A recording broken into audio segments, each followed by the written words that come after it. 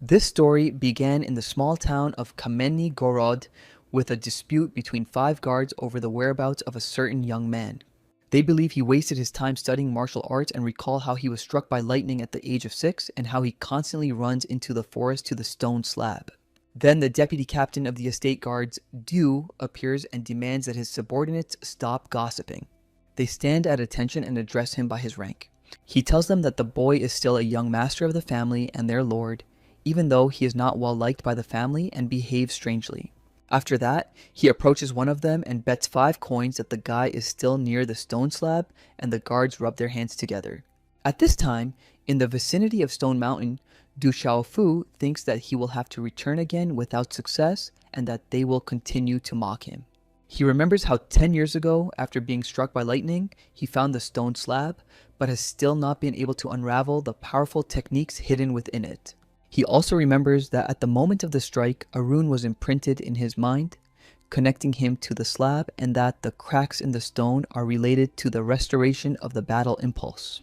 Suddenly, leaden clouds began to cover the sky, the sun began to descend, and numerous cracks appeared on the stone slab from which runes began to emerge. Du Xiaofu stood with his fist clenched and his arms raised among these fragments scattered in a jumble with the runes. His hair fluttered, and his eyes were filled with surprise and admiration. He rejoiced that after 10 years he had finally mastered his first technique. However, the young man could not understand why the slab had cracked, and decided that there must be something else hidden in it besides this technique. He lifted one of the stones to check, but found nothing underneath it. Then another one, but unfortunately there was nothing under it either. He even looked under the small stones, but he couldn't find anything there either. The guy sat down on a large stone and told himself that he should forget about all this and that there was no second piece of equipment here.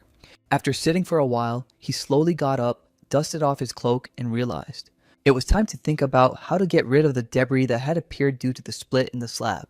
At this time, the Du family estate announced that it was recruiting guards with a salary of 10 coins and the opportunity to learn the Du family's martial arts if they were accepted. And if anyone wants to become a guard, they will first have to fight and defeat Du Yu and Du Lei. The candidates for the position of guards come out to fight the truly strong young masters of the Du family. Du Yu pins one down before he has time to react. During this time, Du Lei manages to fight 2 opponents and defeat them. And even though they are still in the Heavenly Kingdom, they are clearly much stronger than ordinary people. The deputy captain says they were born with a 5th level combat pulse, are now at the 6th level of the heavenly realm, and will soon reach the realm of the universe. Returning to the estate, Du Xiaofu wonders whether there really are many flaws in the Du family's techniques or whether it just seems that way to him. Then he realizes that this is indeed the case, and he understands and even sees through the skills of the Du family master and decides that it is all thanks to the technique from the plate. At this time, a bully comes to the estate and asks how true it is that if he can defeat the masters, he will be made the chief of the guards. The deputy thinks that the big guy is familiar with martial arts, but considering the combat pulse and the layer of the heavenly kingdom, he can only defeat them by a miracle. He tells the strong man that ambition alone is not enough to win the position of captain. The man asks if these words mean a refusal of the promise and says that he will not renounce his words and is ready to fight. The deputy asks which of the young masters the man wants to fight, Du Yu or Du Lei. The man raises his hand and points to another young master of the Du family. He is confident that he has the strength to defeat him and says that he wants to fight Master Du Xiaofu. Du Xiaofu returns to the estate and, after making his statement, hears people saying that he is pathetic and that the Du family cannot win because of him, and what he is doing here in the first place. The bully asks if he is the youngest master of the Du family. The deputy says that he is, and that he is the young master Du Xiaofu, while thinking how this loser dared to come here and disgrace their family. The big guy rejoices that he will fight the young master of the Du family today and dreams that he will be able to defeat him and become the commander of the guards. Du Xiaofu asks the man if he is really sure he wants to challenge him to a fight. The man replies that he is sure, but if the young man does not dare to fight him, his family can hire the man as the commander of the guards without a fight. But the boy replies that if the man is sure and even insists, then let it be as he wishes. A moment later, the guy jumps so high that he is above the house and hears enthusiastic cheers about how high he jumped. Du Yu and Du Lei are also very surprised, and the guy tells the girl that the reason for this is the spiritual energy that Du Xiaofu has developed so much. Everyone around just stands and watches as the stones fly in different directions. After that, the guy lands on the ground covered with stones, kneels on one knee, and bows his head. He asks the man if he is sure he wants to fight him. The man is extremely surprised by what he sees and says that this simply cannot be. He was sure that the guy was a pathetic piece of trash and would be easy to defeat, and he tells the guy so. The big guy is completely unprepared for this turn of events and stands there glaring at the young man. Du Xiaofu winks at him in response and asks what he is waiting for and why he is not attacking him. The man says that this is simply impossible and that it must be an optical illusion and lunges at the guy with his fists. He attacks him in a rage and calls the guy trash. Du Xiaofu stands completely calmly with his hands behind his back and suddenly utters the word split. At that moment, lightning flashes and the ground beneath their feet splits, sending rocks flying in all directions. The man was clearly not prepared for such a turn of events and, unable to resist, falls into the crack that has formed. The guy didn't even move from his spot, sending the bearded man flying. Is this guy really a master who doesn't know any martial arts? Du Xiaofu thinks that this mysterious technique has restored his combat pulse to the second level and his spiritual energy has surpassed the level of his combat pulse. He says goodbye to everyone, raises his hand, and says that he is leaving and that they should continue without him. The deputy wondered if this was the same pathetic young master Du Xiaofu. At this time, in the Du estate, a man argues that even such a useless person could live in the main courtyard thanks to his father's status. Du Xiaofu comes to him, calls the man father, and tells him that he will now also be able to master martial arts. The man sees that his son has returned and says that if he is hungry, he can find something to eat in the kitchen. Standing next to his father, the boy sniffs and smells alcohol on his breath. The boy becomes angry and yells, asking his father if he has been drinking. The father brings a jug to his mouth and advises his son that since he can now practice martial arts, he should not distract him but go to the secret pavilion and look for new techniques. Then he realizes that the jug is empty and laments that there is nothing left. After that, he turns around and leaves, saying that he needs to buy more alcohol. The boy remembers that according to his uncle's stories, his father was famous in his time as an excellent martial arts master. However, in Du Xiaofu's memory, his father was always the way he is now, and he believes that this may be related to his mother, whom he has never seen. The guy decides to train more and achieve success, thereby supporting his father, and to start with a mysterious technique instead of going to the mysterious pavilion.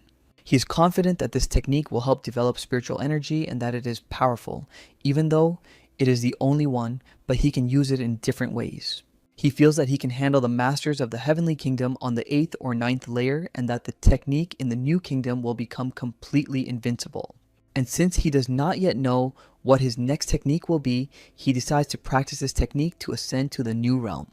He begins training, and after a few minutes, lightning appears from which a lion emerges. Du Xiaofu sees its appearance and how fragments begin to break off the rock and fall down and shouts, "Come on, Thunder Demon Lion!" The fiery lion becomes huge and roars loudly, bearing its enormous fangs. The boy is shocked by what he has managed to create and stands watching it with his mouth open. The next moment, lightning strikes the boy standing on the edge of the cliff. After the discharge passes through his body, the boy falls to the ground. He lies there, and in his sad blue eyes he sees the silhouette of a woman he knows, but he cannot see who she is. Then he sees a woman leaning over him, sitting down next to him and taking his hand in hers. After that, Du Xiaofu wakes up and looks around in confusion. He tries to understand why he dreamed about his childhood and why he woke up again in a stone coffin in the Du family's ancestral hall. The guy remembers that this has been happening to him several times a month for the past 10 years. Now he is used to it, but he was very frightened when it happened to him for the first time. When he stands up, lightning appears under his feet and he wonders who could be secretly transporting him to this coffin. Realizing that there was lightning under his feet, he decides that the coffin helps cleanse his bones and nerves and increase his spiritual power. Going outside and realizing that he had slept through the whole day and night, Du Xiaofu decides to hurry up and go to the secret martial arts pavilion to find a new technique. Entering the pavilion, the guy saw many ants, one of which was pierced by a sword. There, the guy meets a man who practices the art of sword fighting and who offers the guy to destroy 10,000 ants. But the guy didn't really like the idea of killing ants for the sake of sword skills. He told the man to forget about it and that he would rather go look for writings on restoring energy. Suddenly, he was stopped by a man who shouted that even members of the Du family were not allowed to enter the pavilion without permission, and that he had been guarding the pavilion for a long time. The man was extremely indignant at the young man's disregard for the rules and his appearance in the pavilion. In response to Du Xiaofu's indignation, he just stood silently and smiled. Suddenly, he rushed towards the man and declared that he should be addressed as older brother, or else the man would be in trouble, which the man immediately hastened to do. A second later, the man was lying on the stone floor. Du Xiaofu calmly and slowly brushed the dust off his gloves. Lying on the floor, the man said that if he had known the guy was just pretending to be stupid, he wouldn't even have argued with him. Du Xiaofu replied that he would not make the young man look bad in front of others as long as he behaved himself. Then he went to the storage room with the scrolls, in one of which he found information about martial arts techniques and energy restoration writing. In another scroll, he found information about categories of combat techniques and decided that only universe-level techniques would be useful to him. In yet another scroll, the guy discovered a technique for delivering a wave strike, but he still hadn't found the energy restoration scripture and didn't know where to look for it. Suddenly, his attention was drawn to a guy who turned around and saw the silhouette of a stranger in the window. Du Xiaofu was very surprised by this because it was already night and he thought that no one else could be here except him, so he asked who was there. Then he saw a man in a black suit with a mask on his head sitting on the window, and in a moment, the man in black was about to jump down. Du Xiaofu stood holding the scrolls he had been studying before the guest appeared, watching as the stranger jumped. The stranger was dressed entirely in black. His face was covered with a mask and only his hands and feet were wrapped in white cloth. Du Xiaofu began to jump up and down, thinking about how fast this unknown warrior was. He felt the technique he had acquired begin to activate. Fiery whirlwinds mixed with runes began to swirl around his right arm from bottom to top. He felt the energy of the new technique rising through his body and prepared to attack. He put his left hand forward and prepared to strike with his right hand, which was ablaze with fire and runes. Meanwhile, the stranger was preparing to land on the floor on his hands. At that very moment, Du Xiaofu threw his right hand forward with a loud ha sound. However, this did not stop the stranger, who deftly landed on his hands. He then jumped back over the guy's head. Then he landed just as deftly on the floor to the left of Du Xiaofu. A second later, the man in black was sitting on the windowsill. He turned around and, without changing position, looked at the guy over his right shoulder. The next moment, there was no trace of his presence on the windowsill. Instead, the room filled with white smoke, which began to creep up on both sides of the cabinets where the scrolls were stored. On top of the cabinet, there was also a golden statuette and a large white fang with gold trim. The guy was surprised when the smoke began to creep up to these objects on the cabinet. A few moments later, the statuette and the fang moved to the edge of the cabinet and flew down. Their flight was short-lived because the stranger in black was waiting for just that, and they fell right into his hands. Du Xiaofu, watching all this, grabbed the amulet hanging around his neck. He was afraid that the guest would want to take it too, and then he shouted at his brother Bai to catch the thief as fast as he could. He himself, in order to prevent him from escaping, also rushed to catch up with the thief, who was running away at full speed. However, when he ran to the entrance, he did not find his brother there. Du Xiaofu decided that his brother was afraid that he would find the energy restoration scripture and might attack him suddenly. He was absolutely sure that the scoundrel Bai had done this to him. The guy decides to look for a quiet place where he can study the wave strike. Finding such a quiet place, he unfolded the scroll, sat in the lotus position, folded his hands at chest level, and suddenly began to feel powerful vibrations. Then he put his thumb and little finger together and raised his index and middle fingers, and the pillar of fire took the form of a huge arrow. A few moments later, a powerful stream of energy struck the scroll lying on the floor in the area where it was written about the levels of studying the wave strike. The guy read on that each new level doubles the power of the wave fist, and even the first level is enough to break bones. Then he began to train with a rock. Having read that a single wave punch consists of 9 waves, each wave stronger than the previous one and more difficult to achieve. He stretched out his left arm and sent a wave punch straight at the rock in front of him. After doing this, he decided that compared to the mysterious first technique, learning the wave punch was much easier. Seeing the hole made by his blow in the rock, Du Xiaofu thought that the wave strike had its weaknesses and flaws, despite being very powerful. While he was training, other young masters of the Du family arrived and were surprised to see that, in their opinion, the fool Du Xiaofu was actually practicing. With them was the daughter of the ruler of Stone City, Ye Zichen, who, looking at Master Hao, asked why she had not seen the young man before if he was from the Du family. Du Hao, the eldest grandson of the Du family, replied that the boy's name was Du Xiaofu and that he was just a fool and that his father was a useless drunkard. The girl did not believe his words and asked in surprise, "He's a fool?" Du Hao's servant began to chase the young man away, saying that his presence might upset their honored guest Ye Zichen. The young man recalled with sadness that it was Du Hao who had constantly stolen his medicinal pills, and now his servant, Du Gui, was also giving him orders. Du Gui raised his hand to strike him, shouted at the young man that he wasn't listening to him and to get lost, and even called him a fool. Du Xiaofu managed to grab his hand and reminded him that he was his older cousin and that in their family they respected seniority, dividing the older and younger members. He added that if the young man could not treat him with the proper respect, then Du Xiaofu would be forced to teach him a lesson. Du Hao intervened in their argument and complained to the young man that he had raised his hand against his man. Du Xiaofu replied to his cousin that he had merely reminded him of their family rule, which was to respect one's elders. Then his cousin reminded him that he was older than the guy and that he would also teach him a lesson today, to which he replied that it was not his place to teach Du Xiaofu. The guys were already ready to jump at each other with their fists and start fighting when they heard the girl say that it was ugly. She demanded that the master stop immediately because she was not interested in their personal disputes. Du Hao was the first to back down and said that he agreed with Ms. Ye and that they couldn't let such a fool ruin their mood. The girl reminded him that the Du family was holding a competition in a few days and they could compete and fight for the grand prize.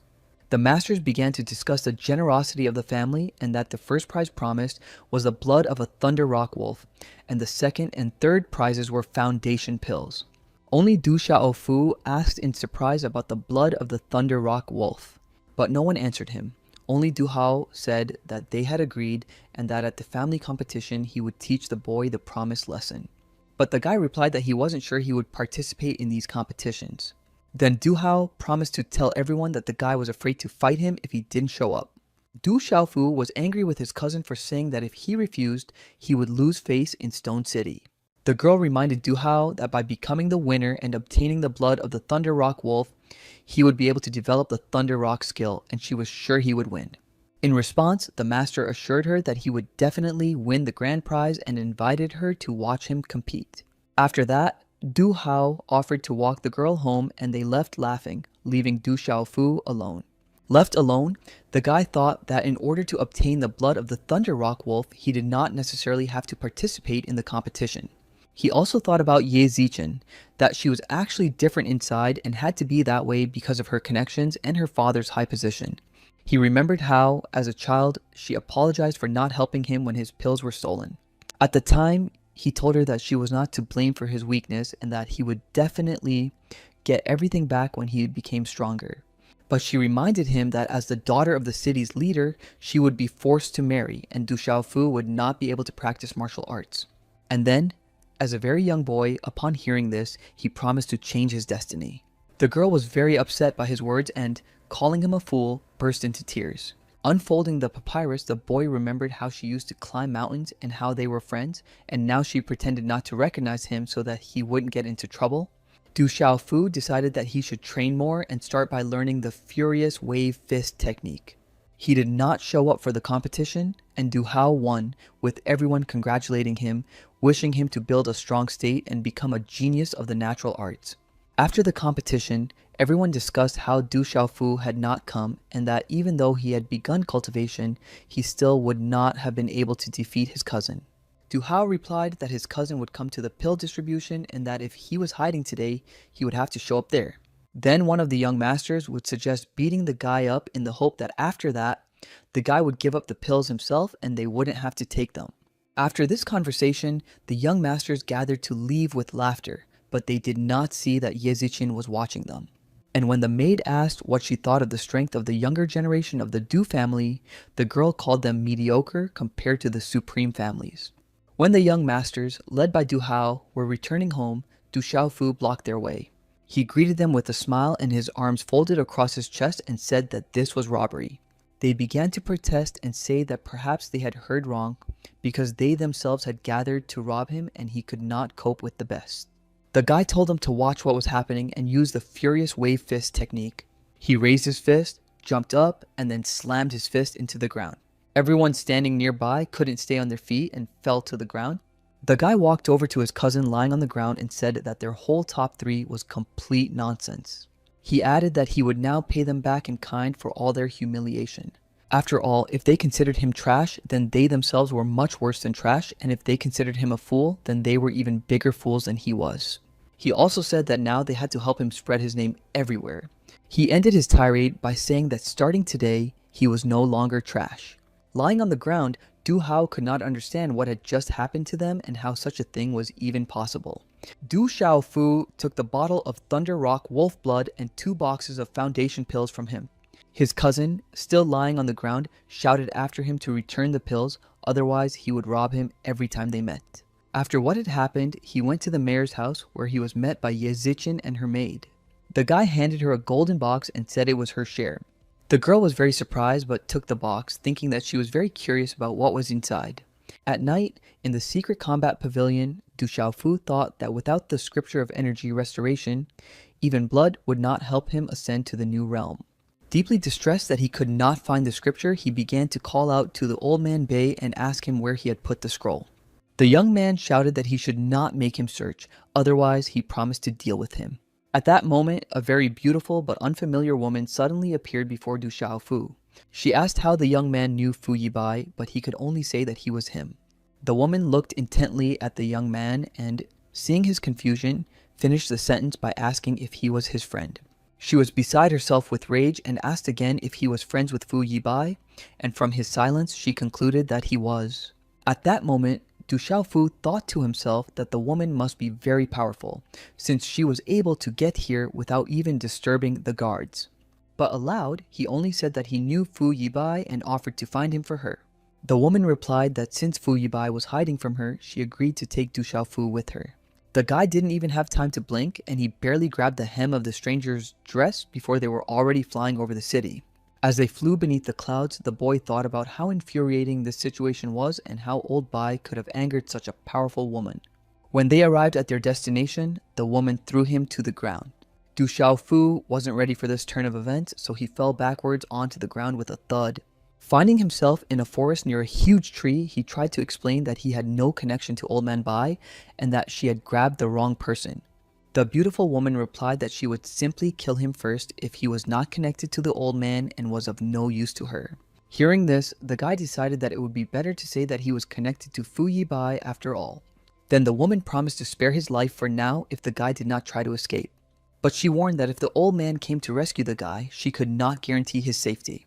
In the evening, Ye Zichen stood on the balcony and wondered if Du Xiaofu could now really focus on his development. Suddenly, her father, Ye Baolin, the head of Stone City, entered her room to ask if his daughter had gained anything useful from her trip to the Du family. The girl replied that there was nothing special about the younger generation of the Du family compared to other families, except that the young master was not so stupid. Her father replied that the young man was mysterious and told her that Master Du had done well in the outside world but had returned to the city with a child 16 years ago. He told the girl that Du Xiaofu had been kidnapped by someone very powerful who could fly and taken to the mountains of monsters, and that the boy was probably already dead. He then added that the person who kidnapped the boy had reached the level of spiritual pulse and that his daughter's marriage to a representative of a powerful family would help their family. Without listening to her father, the girl said she understood and ran to rescue Du Xiaofu, dismissing her father's words that she could get into trouble by going to the mountains now. Running away from home, she rushed to the Du family estate to find out what had happened to Du Xiaofu and where he was. The guards tried to calm her down and not complicate matters, then simply asked her not to hit them and offered to talk. After dealing with the guards, she headed for the cliffs with only one thought in her mind. Where was Du Xiaofu now? Meanwhile, the boy, not hoping that old Bai would come to rescue him, escaped from captivity by jumping from tree to tree while his captor was asleep. He decided that the woman would look for him in Stone City, so his only chance of escape was to hide deep in the monster mountains. Suddenly, he felt his whole body engulfed in flames, and in an instant, he was rapidly approaching the ground. As he lay there, a woman approached him and, sympathetically asking if he was tired from running all night, offered to help calm his pulse. While helping the young man with his pulse, she praised him for running to the mountains instead of the city and added that few people managed to hide from her. Du Xiaofu said he wanted to see if he could escape, and now he would focus on developing his skills, while the woman offered to check if it was safe ahead. The guy understood that he could only survive or escape by becoming stronger, so he decided to improve his wave strike and wave fist techniques. While the guy was training, he felt that the power of the wave strike was changing and moving from level to level. He felt the power of his strength reaching its full potential and power, and by getting rid of his weaknesses, he would make his wave punch faster and more flexible. While he was sitting on the ground practicing his wave punch, a huge snake was watching him from a tree. In the blink of an eye, it began to twist around the branch and turned into a single, continuous stream of energy. Du Xiaofu heard the noise and realized that something strange was happening nearby, so he opened his eyes and began to look around. The guy realized that now he would have to deal with a huge white thunder snake that was creating the noise that distracted him from his training. Meanwhile, the snake was already flying down toward him from the tree, opening its huge mouth with protruding fangs and sticking out its tongue to attack. However, the guy was already ready to repel its attack, so before it could get too close to him, he put his hand out for a wave strike. He put his left hand forward first, waiting for the right moment, and then struck the approaching snake with a powerful energy wave. Du Xiaofu knew that white thunder snakes were not poisonous, but their bite suppressed a person's inner strength, so if the snake bit him, it would be the end of him. He threw his right hand forward and sent a wave strike at the snake. The wave made several jumps on the ground and to the side of the snake, but did not affect it in any way. He did not expect such disappointment. The power of the wave strike was clearly insufficient, and the guy realized that things were bad and he needed to do something urgently. Meanwhile, the snake was getting closer, and the guy could already see its open mouth with huge fangs sticking out and its forked tongue sticking out. The guy watched in awe as the snake moved toward him, thinking about how fast it was. He sent one wave attack after another at the snake, but they did not cause it any noticeable harm, and the huge snake was inexorably approaching the guy. Suddenly, he realized that the power of the wave attack increased from level to level, and if he managed to compress the levels, his power would increase many times over. The guy concentrated and felt his right hand begin to be enveloped by rings of fire mixed with runes, and felt power surge into his hand. By the time the snake approached, the guy compressed the levels of power and managed to throw a 13-fold wave shock right in front of him. The white thunder snake was clearly not prepared for such a counterattack, and the powerful wave strike struck it and threw it to the ground. Du Xiaofu was happy that he had managed to fight such an opponent and win. He rejoiced even though the battle had exhausted him. He began to understand that by using the technique of compressing his power, he was able to achieve 13 times the power, and his strength had more than doubled. The monster mountains were home to many demonic beasts, and in a few hours Du Xiaofu encountered many of them, including a scarlet flame hare. The hare had the ability to spit fire from its mouth. He also encountered a crystal wolf that could create crystals. Du Xiaofu also encountered a huge armored beast on his way, and the young man determined that it had almost reached the realm of the universe. Another unusual encounter was meeting 5 thunder snakes at the same time. He thought that even fighting one white thunder snake was exhausting, and now he would have to fight all 5 at once. And then he raised his hand to use the powerful wave strike technique and try to defeat all the snakes at once. Meanwhile, the snakes were getting closer, and the guy could clearly see their open mouths with huge fangs and their long tongues that split at the ends. Du Xiaofu threw his arm forward and put all his strength into the wave strike, hoping to defeat all the snakes at once. The force of the wave strike reached the snakes, and 2 of them were pinned to the tree, arrows sticking out of their heads, halfway into the trunk. At the end of one of the arrows sticking out of the snake's head, the boy noticed an amulet made of bones with a blue stone and a tassel at the end. The next moment, the boy saw a girl with a bow in her hand, with arrows sticking out of her quiver with exactly such amulets at their ends. The girl jumped to the ground not far from him and asked how he dared to come here with his pathetic strength, to which he replied that he was not here of his own free will. Before the boy could recover, the beautiful stranger rushed towards him, drawing her small blade from its sheath. But instead of attacking him, she stood back to back with him, and together they prepared to repel the attack of the remaining snakes. With the help of the blade and a wave attack, they managed to deal with the remaining white thunder snakes. Saying goodbye, the girl told him to leave if he wanted to stay alive, and that he was now in a place inaccessible to people like him. With that, she disappeared in the blink of an eye, and the guy thought with admiration about how fast she was. Then, looking at the tree, he realized that the stranger had stolen the skin, horns, meat, and bones of the demonic animals, which were worth a fortune. Suddenly, the guy heard a rustle in the nearby bushes and thought it was obviously another beast he would have to fight. At that moment, he told himself that he would fight any beast that might appear in his path. A menacing grunt came from the bushes, and 3 huge, fanged, menacing boars jumped out at the guy at the same time. The boars rushing after the guy were enormous. Their fangs were terrifying, sticking out of their mouths and noses.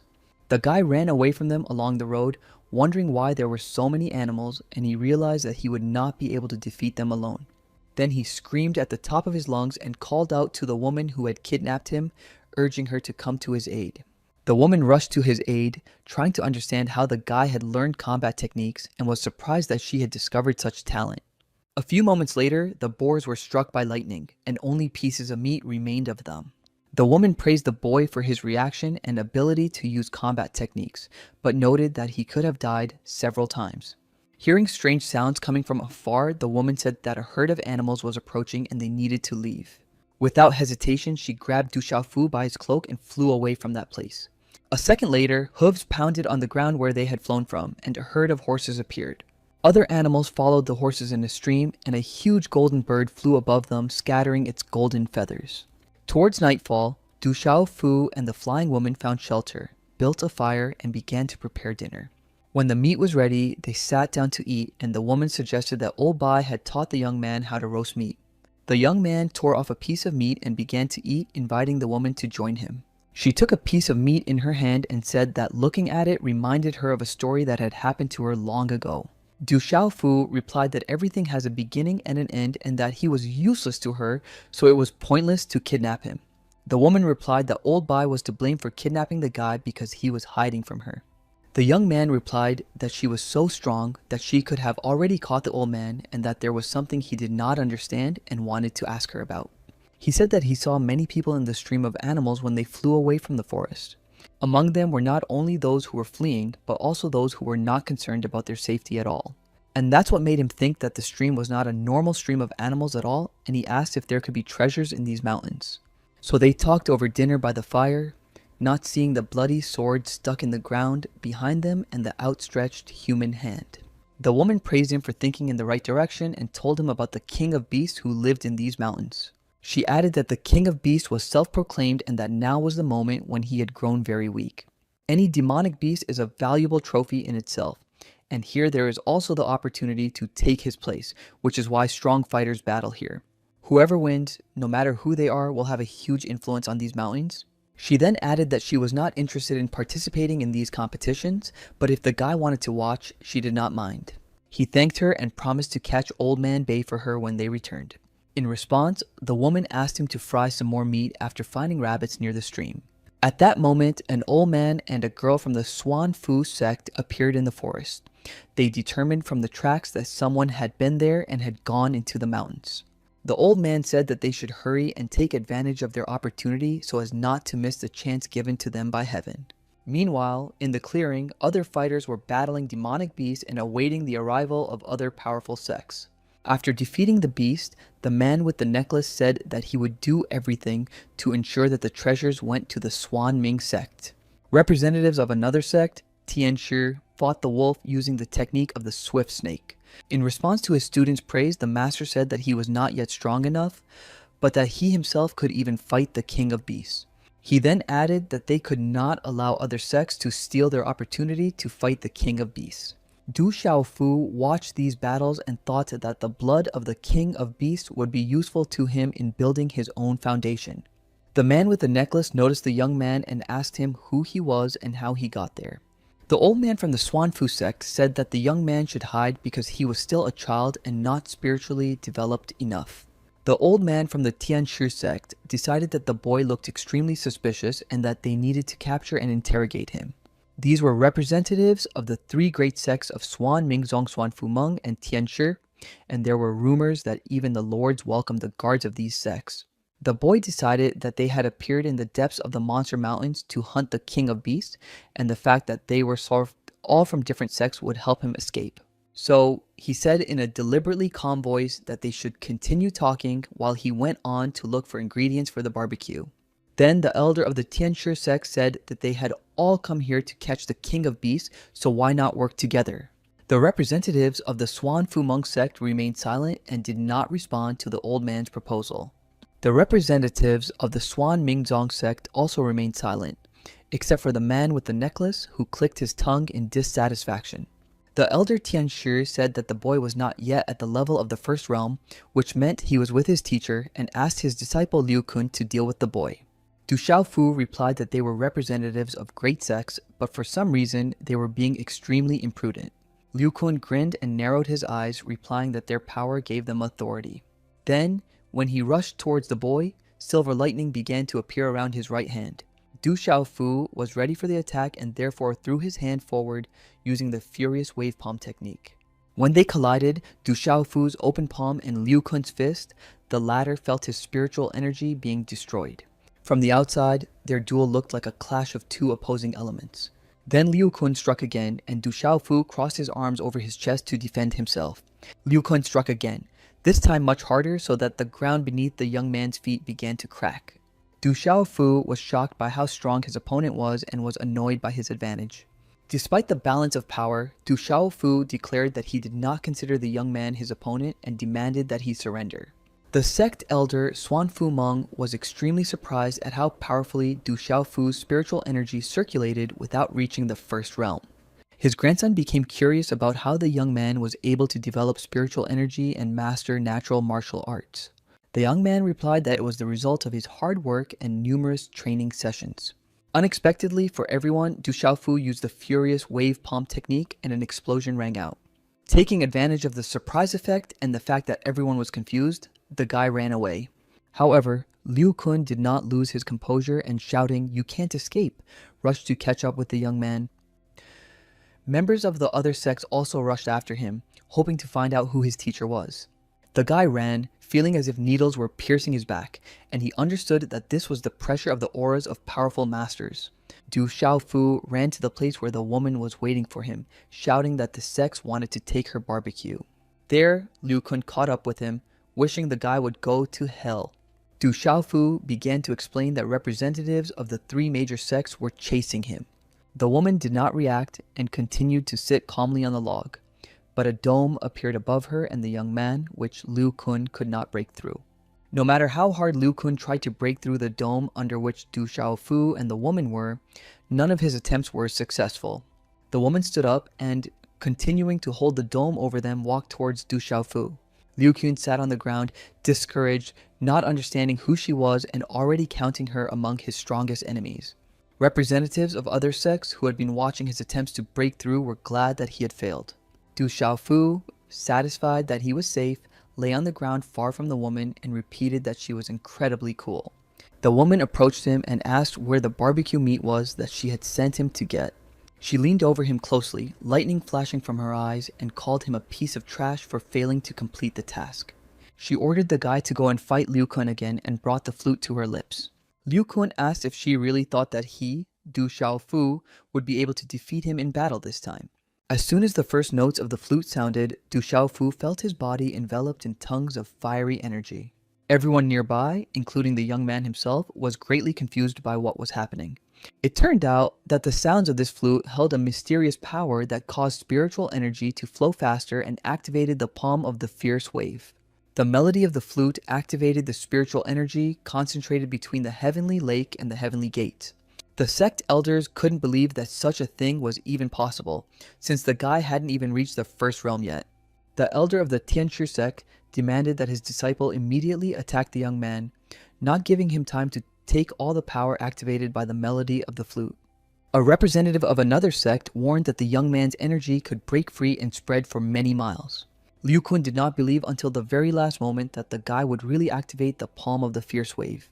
Du Xiaofu successfully accomplished this task, and a fountain of fiery energy burst from his right hand, after which the young man soared upward.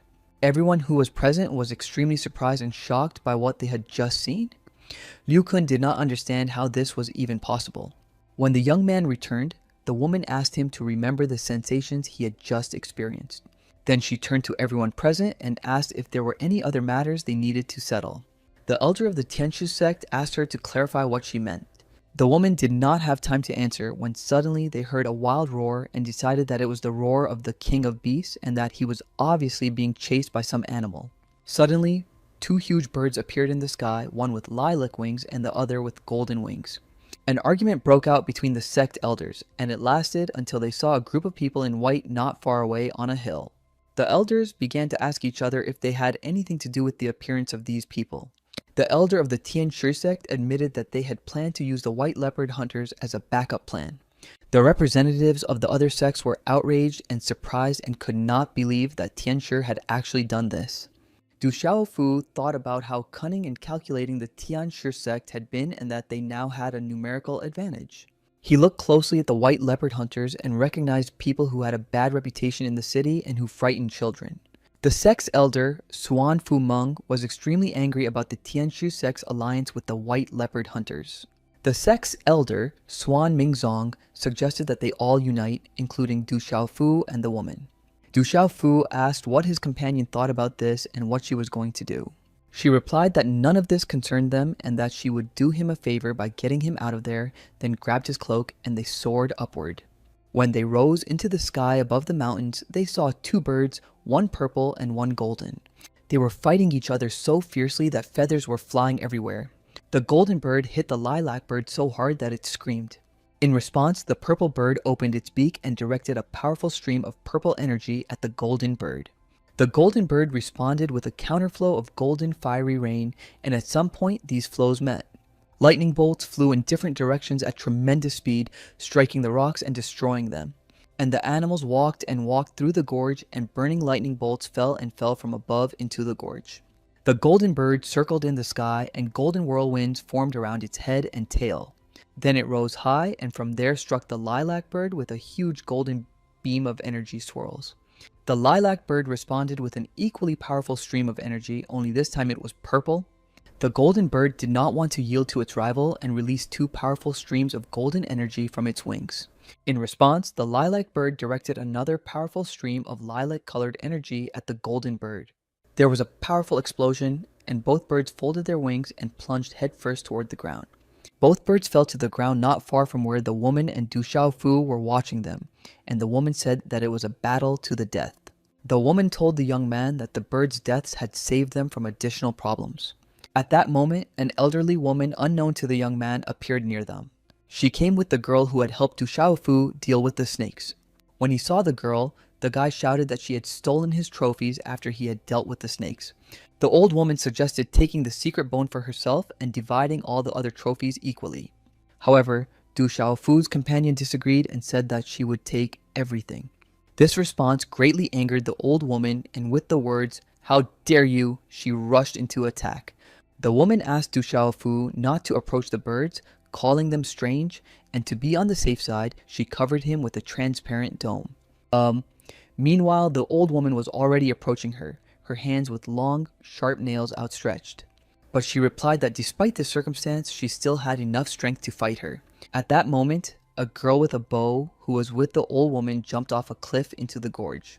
Du Xiaofu shouted at her not to approach the birds because they could still be dangerous. However, the girl did not listen to him and ran purposefully toward the birds. After several attempts, the boy managed to break the ball and, climbing out, ran towards the girl. However, she began shooting her bow and the arrows hit the ground right in front of his feet. The guy raised his hands and tried to explain to her that he was not going to fight her and repeated that the birds could be dangerous. At that moment, the golden bird opened its eyes and flew up, ready to attack them. Du Xiaofu grabbed the girl in his arms and used his strength to carry them to the rocks. When he got up, he checked the girl's body and asked if she believed him after everything that had happened. She didn't know what to say, so she just stared at him with wide eyes. Suddenly, they heard the sound of wings, the scraping of claws on rocks, and a loud cry as the purple bird came to its senses. The golden bird was already rushing towards her with its beak open and its eyes flashing wildly. And in a few seconds, they rushed at each other again with such fury that only feathers and tongues of flame flew around. The girl said they needed to run because the secret bones of the birds were about to self-destruct. The women also heard this and realized that they needed to save themselves and rescue Du Xiaofu and the girl. A few seconds later, there was a powerful explosion and a huge wave of energy flew in their direction. Du Xiaofu saw that the girl had fallen, turned around, and stretched out his arms towards the wave. The girl's grandmother managed to fly over, grab her granddaughter, and pull her away from the wave. The guy was left alone to face this fiery energy wave. The power of this wave was so great that the guy couldn't withstand it and fell to his knees. This powerful stream of energy and light did not stop, but the guy continued to stand. At some point, the flow of energy dried up. Everything became calm again, and only two figures remained on the rock. The girl was sure that the guy had died because the self-destruction of the secret bones was very strong. She began to cry, and she cried so bitterly that her tears formed a huge puddle. At that moment, the woman who had kidnapped the guy appeared. She was extremely upset by what had happened and called the guy a fool. Meanwhile, somewhere, a small but very unhappy purple bird woke up. She was beside herself with rage, flapping her wings and screaming loudly that Du Xiaofu had locked her up. The little golden bird came to its senses and began to laugh, to which its rival replied that it looked little better. Looking at herself, the golden bird began to scream, asking what had happened to her body and where her luxurious golden feathers were. So they continued to argue about their appearance while Du Xiaofu lay unconscious. After some time, the boy gradually began to come to his senses at the bottom of a deep well in the rocks. The birds sensed that the boy would soon come to and began demanding that he let them out. The boy heard voices and, not understanding what was happening or who was nearby, asked who was speaking. The birds replied that they had somehow ended up inside his body and demanded that he let them out, promising to spare his life if he did. Du Xiaofu couldn't believe what he heard and asked again if there were really two birds inside his body. They indignantly replied that they were not birds, but heavenly beasts, and that they had indeed lost their bodies and ended up in his body. The young man said that unfortunately he could not release them because he could not even move, and asked them to help him recover. He then added that he would release the one that helped him recover and get back into better shape. Each of the birds wanted to be freed. Their eyes met, and at that moment, a shock ran through the boy's heart. Then the birds began to heal the guy. The golden bird joined his broken bones and said he was a man with the body of a golden phoenix. Du Xiaofu's whole body ached, and the birds inside discussed whether a human body could withstand the blood of a phoenix. Du Xiaofu writhed in terrible agony as he lay on the ground, and the birds insisted that this was all they could do to help and that now he had to cope on his own. Suddenly, something incredible happened, and a stream of fiery energy gushed up from the gorge. Du Xiaofu soared upward thanks to his huge golden wings and thought that he had overcome the first heavenly realm. And then came the realization that along with the first heavenly realm, he had entered the second natural realm. He climbed out of the gorge when the full moon rose in the sky. He did not find his clothes, but he did find the golden tower and the bone that had been stolen from the pavilion. Not far away, on a hillock, he saw three figures and headed towards them to find out who they were and what they were doing there. When the boy came closer, he saw Liu Kun with his servant and a small fragile girl from whom they were demanding treasure. They began to approach her, saying that they would take care of her and not harm her, but the girl was clearly against it. And when the servant was already very close to the girl, Du Xiaofu rushed at him and kicked him in the head. The girl was shocked by what had happened, and the servant, unable to hold himself back, began to back away and then fell. At that moment, Liu Kun reminded them of his presence by coughing into his fist and told the servant to deal with the guy. Du Xiaofu stood between him and the girl, preventing him from approaching her and hurting her. Liu Kun's servant raised his hand, and everyone saw that he had turned into a little boy. Seeing what had happened to his servant, Liu Kun decided that it would be best for him to leave while he was still in one piece. Du Xiaofu just shouted after him that he was not as strong as he wanted to appear. Then the rescued girl noticed that the guy was standing in front of her completely naked and called him a pervert and turned away. The guy asked if the girl had any spare clothes for him, and he had to agree to the women's clothes she offered. Then she put her thumb and little finger together and raised her index and middle fingers. After that, she raised her right hand and said some words, after which they soared into the sky and flew away. The girl turned into a purple bird so huge that she could catch and carry away a whole dolphin in her claws. They caught another huge fish, which they roasted over a fire they built right on the seashore. While the boy was eating, the girl asked him if he liked the food they had prepared. Du Xiaofu replied that the food was fine and asked why he had eaten so much but still did not feel full. Then the golden phoenix inside him explained that all the food he eats is transformed into energy, which is needed for the development of the phoenix's body. The purple phoenix became angry that his companion was helping the boy and began to shout that he had deceived them and did not know how to free the phoenixes. When Du Xiaofu had eaten his fill, he asked what technique the girl had used to make them fly away. The girl replied that it was a spell, and then they heard a rustling in the bushes. The guy asked who was there, and a second later he grabbed a bone, jumped toward the bushes, and threw the bone. Approaching the tree, they found a small animal in front of which a discarded bone was sticking out of the ground. The phoenixes inside the guy said that it was a demon tiger cub and that it should be eaten, and Du Xiaofu jumped towards the little tiger. However, the girl stopped him in mid-flight with a spell and said that they couldn't eat this kitten because it was very cute. She offered the kitten a few pieces of meat, said her name was Zhu Shuo, and asked what his name was. It could only meow in response, so the girl decided that would be its name. She remembered that when she was little, she had a kitten just like this one that she loved to play with. The girl told Du Xiaofu about her first teacher, who discovered her talent for spells and brought her to the Xuanfu sect. Zhu Shu also told him that she was very timid and not very strong in battle, but despite this, her sect teacher always supported her. During one of the battles, the teacher used a spell to send her and the senior student away, and to this day they do not know what happened to the teacher. As she told him all this, the girl was very upset and kept repeating that if she had been stronger, she could have changed something. Du Xiaofu asked her if she knew about the Stone City, which is located on the other side of the Monster Mountains. He told her that their city was protected by a benevolent demonic lion, making it inaccessible to wild beasts. He remembered how, as a child, he had decided to watch the lion fight, and it was then that he was struck by lightning and surrounded by hungry demonic beasts. His mother came to his aid while he was lying on the ground, and it was then that he realized for the first time how weak he was. Du Xiaofu told him what he had heard about the law of this world, that the weak perish and only the strong survive. He said he didn't want to live his life hiding like an ant and being a loser, and raising his open palm to the sky, he suggested that they become stronger together. The girl looked at the boy, then held out her palms on which lay a purple phoenix feather and said that it would suit him better. The purple phoenix inside the guy cried out that the feather would help him create a new body because it was capable of holding his soul. The girl was happy to help, so she moved closer to the guy with her palms outstretched. She placed the feather on the guy's palms and he kept them open while the feather flew up. The guy asked the phoenix not to attack people and to protect the girl. When the feather flew into the air, everything around turned purple, and it felt like stars were falling from the sky. A few moments later, a huge shining silver ball appeared in the sky and slowly descended to the ground. And then, in the girl's palms, there was a small purple chick. The guys couldn't believe that this was the purple demonic phoenix. The chick, in turn, sat very dissatisfied, raising its beak and looking around indignantly. The girl was very frightened, and Du Xiaofu hurried to reassure her that the bird had lost its demonic power and could be his messenger. Following the young man's words, the phoenix flew up, circled a few times, and then landed on the girl's right shoulder. Du Xiaofu laughed as he watched this and said that the bird seemed to like the girl and could use her as its messenger. The resurrected phoenix only snorted when it heard these words, and then a bird flew to the girl with a message from her older brother.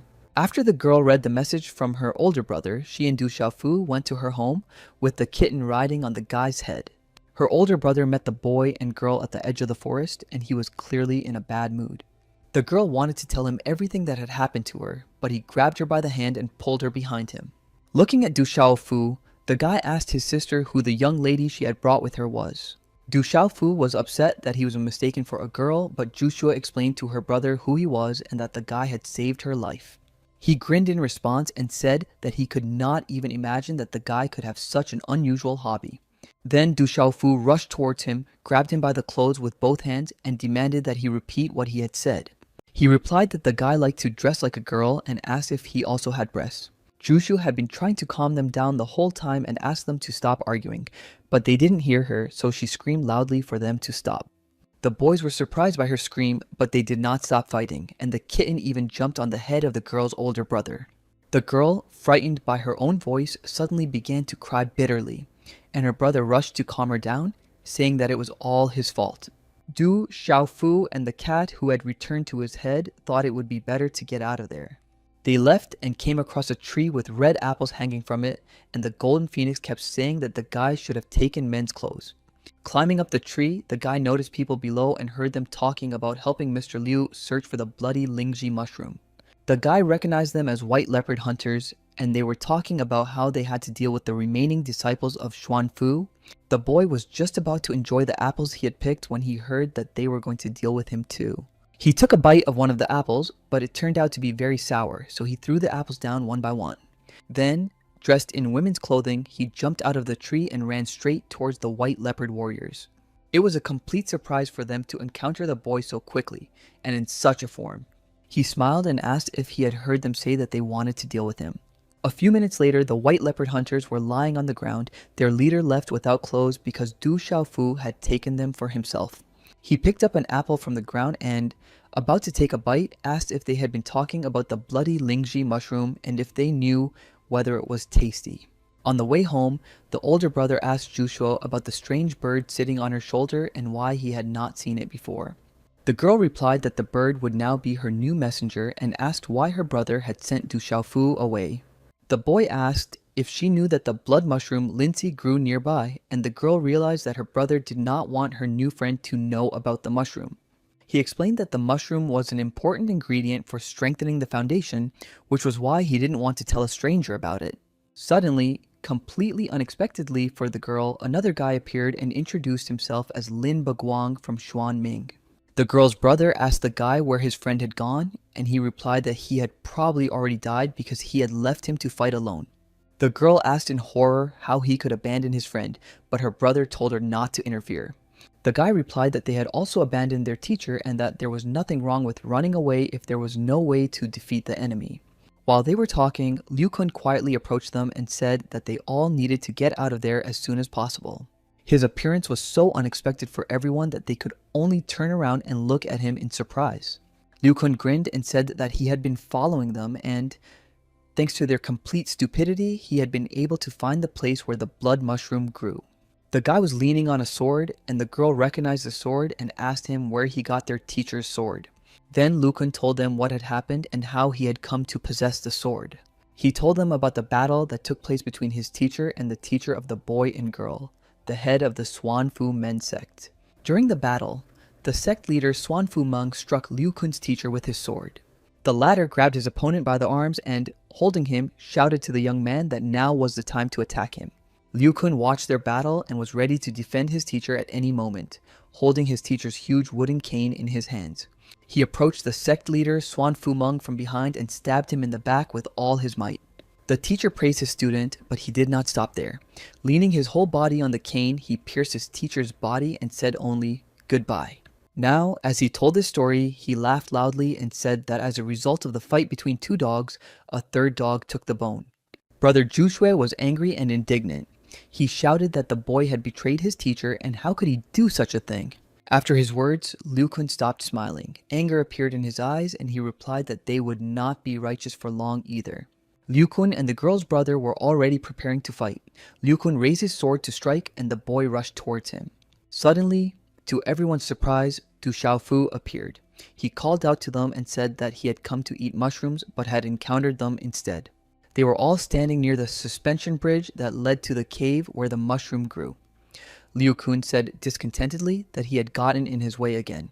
The right blood mushroom Lindsay glowed so brightly that its radiance could be seen from afar. Du Xiaofu happily said that this was the very mushroom that the people from the White Leopard and Phoenix group had talked about, and shouted that they needed to get it.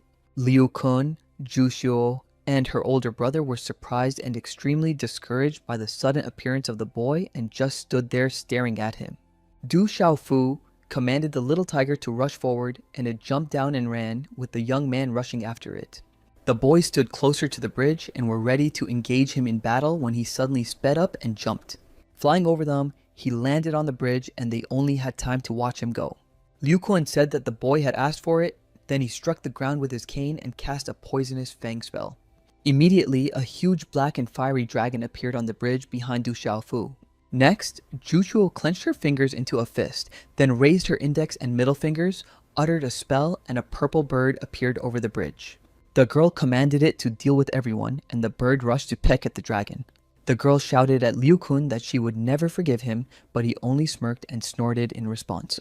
While they were fighting, Du Xiaofu made his way across the suspension bridge and soon found himself near the cave, rejoicing that he would be the first to go for the mushroom. However, the girl's brother could not allow a stranger to be the first to reach the mushroom that everyone wanted so much, and he cast a spell on the soul-driven swords. Du Xiaofu turned back to the bridge and saw that the swords were flying and breaking the boards from which it was made. The bridge began to sway from side to side, and the young man had to grab the rope to keep himself on it. Liu Kun saw that the girl's older brother was also running towards the bridge and was about to step onto it. He grabbed his staff and struck the ground with it in a rage, and suddenly the planks where the bridge was attached to the rocks began to fly apart. This happened just as Zhu Shui's older brother jumped onto the bridge, and the bridge planks and part of the rock collapsed beneath him. Losing his footing, the boy fell rapidly into the abyss. Zhu Shui screamed and fell to her knees. She folded her fingers, uttered a spell, and suddenly the purple bird reappeared and rescued her older brother, placing him on its back. When her brother was saved and the bird returned him to the ground, the girl told Liu Kun that she would take revenge on him for her teacher, but he just smirked again. When the bridge collapsed on one side and part of it fell into the abyss, Du Xiaofu managed to grab one of the crossbars and hang onto it. After catching his breath and regaining his composure, he crawled up the ladder, and the phoenix inside his body encouraged him, saying that when the boy ate a mushroom, his strength would increase by a third. So, step by step, overcoming the hanging ladder, the boy finally reached the top where the cave was located. He immediately noticed the glowing blood mushroom. It was impossible to miss as its glow illuminated everything around it. A small kitten had been sitting on the boy's shoulder the whole way, but when it saw the mushroom, it rushed towards it. As soon as it reached it, it immediately started to gnaw on it. Du Xiaofu shouted that it was his mushroom, but the kitten had already taken a bite. The guy hit the animal so hard that it got a bump on its forehead, then took the mushroom and asked if the kitten was going to eat it all by itself. Suddenly, they heard a strange noise from above and the rustling of wings. Looking up, they saw a huge bird with the body of a dragon. A few moments later, the bird began to descend, and the boy noticed a fair-haired girl riding on its back. Without waiting for the bird to land, the girl jumped off, causing the ground to shake and crack. Du Xiaofu also couldn't stay on his feet and fell to the ground, watching as the girl got up and walked towards him. He was holding a small animal and a mushroom in his hand and felt an incredible tremor, realizing that he was completely unable to move. The girl approached him, leaned over, looked him in the eyes, and told him to give her the bloody mushroom, her pupils bright red. Du Xiaofu was not going to give up, despite the protests of the Golden Phoenix, who said that the girl was at a much higher level of combat pulse. He replied to the Phoenix that he would not even consider obeying it and caught the girl's uncomprehending gaze. Then he suddenly put the mushroom in his mouth, chewed it completely, and swallowed it in front of the astonished girl. She became terribly angry, called him a vile, disgusting person, and rushed at him. The guy grinned and took a few steps back, then pushed off and flew into the abyss. By the time she reached the edge of the precipice, Du Xiaofu was nowhere to be seen. Her face reflected a whole range of emotions: anger, incomprehension at how the guy had managed to trick her, and a tremendous desire to find him and take revenge. Meanwhile, Du Xiaofu was flying into the abyss and felt his whole body burning with fire. As the guy fell headfirst, the Phoenix told him that he shouldn't have eaten the unpurified blood mushroom unless he wanted to explode. Du Xiaofu replied that he needed other help, and the Phoenix advised him to purify the golden feather with his own flesh and blood. The guy said he didn't understand the metaphor, and then the bird replied that he needed to direct his strength and energy at the rocks.